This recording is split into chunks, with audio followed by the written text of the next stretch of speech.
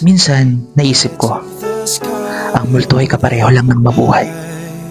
Nabansagan lamang tayong buhay dahil humihinga tayo, nakagagalaw, may kakayahang mag-isip, mangarap o umibig. Naturingang buhay subalit hindi malaya. Dahil ang totoo'y sa madilim na gabi, kapag tulog na ang marami, doon tayo hihigbi.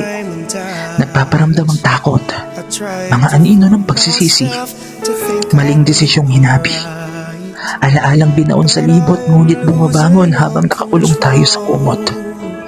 Naririnig pa rin ang agit-ngit ng pintuan ng mga oportunidad na minsan ang nakalampas. Naging ang iyak ng batang ikaw sa nakalipas. Walang langgas ang pwedeng ilunas dahil sa pakiwari mo'y mas malalim na ang sugat.